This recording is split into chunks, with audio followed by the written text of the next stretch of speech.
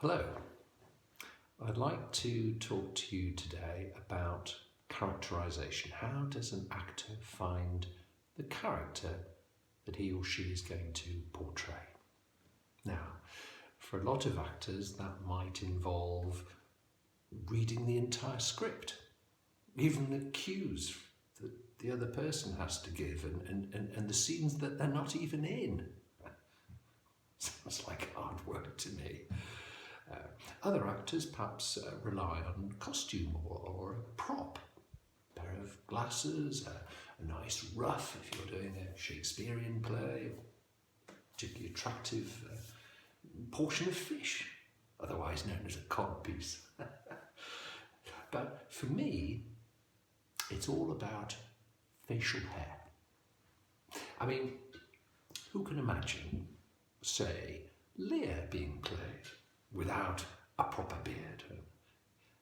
I speak from some experience because I've played Lear, you know, in Stratford upon Avon, and a Lear without a beard is unimaginable.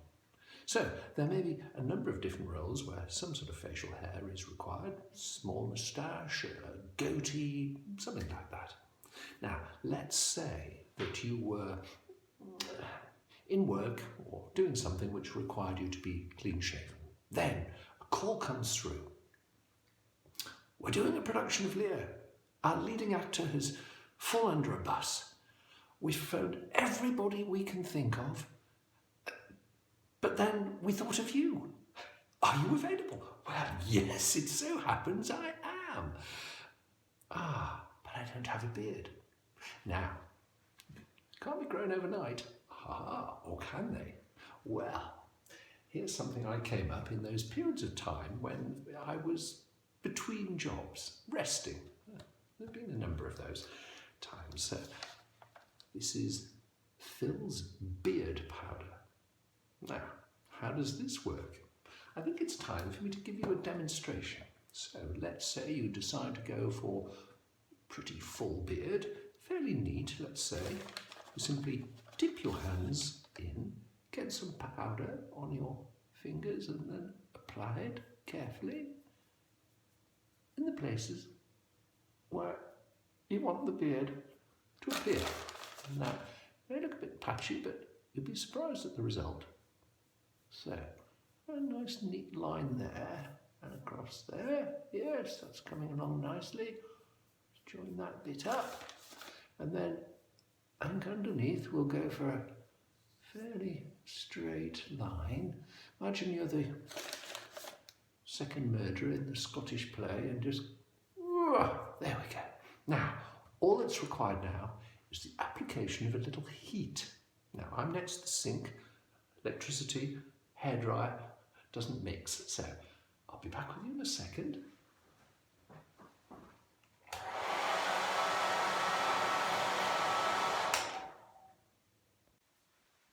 So, there it is. Pretty good, eh? Yes, proper Shakesperean beard, well attached. You could play Lear in this. Did I ever tell you? Yes. Anyway, even though it's so well attached, one of the amazing things about this product is that it's completely soluble. So, if at the end of a performance you want to smarten up a little bit before you go home, you just wash it off and reapply it for the next performance. Yes, simple as that.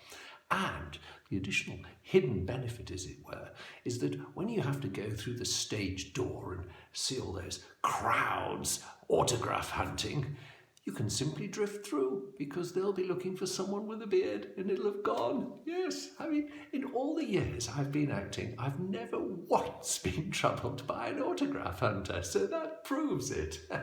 Let's show you what I mean, eh? Just bear with, a little bit of warm water, back in a jiffy. Here we go.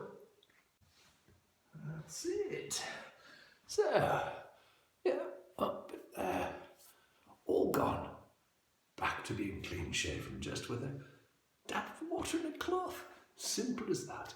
Now, of course, you don't have to use this product to give you a full beard every time. You might want to be more subtle, a bit playful. So, let's try and do something a bit different. How about a streak down there, and then same on the other side. Yeah, that's pretty good. And then, tell you what, we'll do this with one finger. You getting that? Just the one finger. And carefully apply a line there and a line there. Careful not to stick it up your nose for obvious reasons. Oh, it's giving me a tickle up my nose.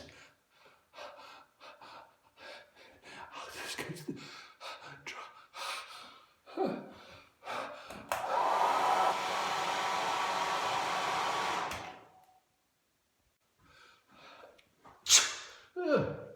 excuse me. Oh, a bit fascist for my liking, but each to his own. Anyway, now for something a little more exotic. So, this time we use 2 fingers. You got that? Plenty of powder, and each side just go out and down, out and down. Now, back to the dry.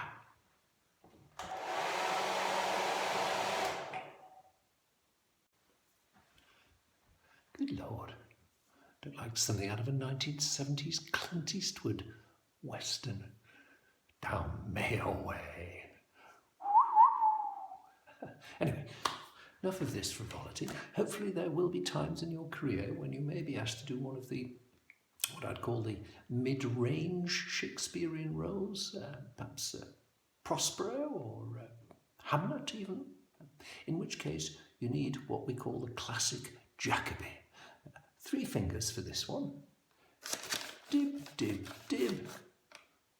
Dob, dob, dob. Back to the dry.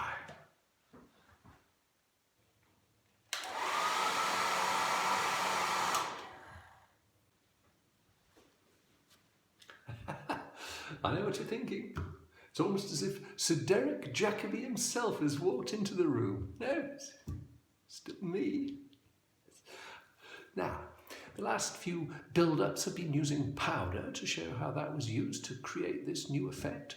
But this time, I'd like to show you how a carefully used flannel, face flannel, with some water can be used to create another amazing effect. So, just wash this off for a second.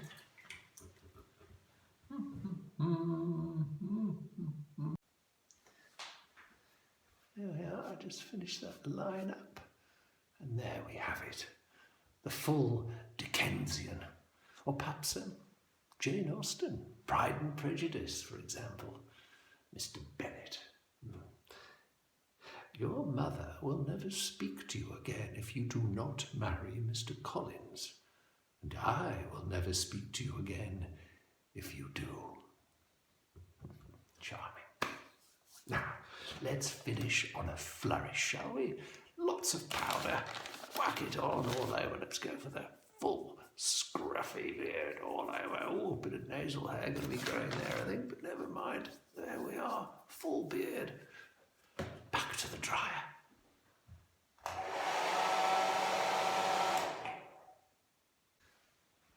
Oh yes, there it is, back in all its glory. Fine example. So, there we have it. Phil's beard powder. £4.50 or 2 for a tenner from all major retail outlets. And yes, if you find yourself between jobs, you'll see that it has other uses as well. So, I think that more or less tells you everything you need to know about the product.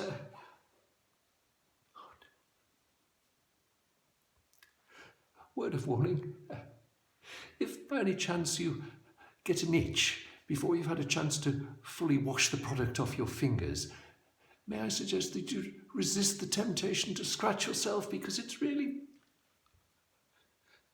terribly efficient and effective, this product. Well, that's all from me for now, so till the next time.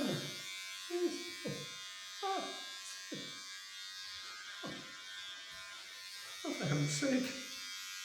Excuse me. Has anyone got a dustpan and brush?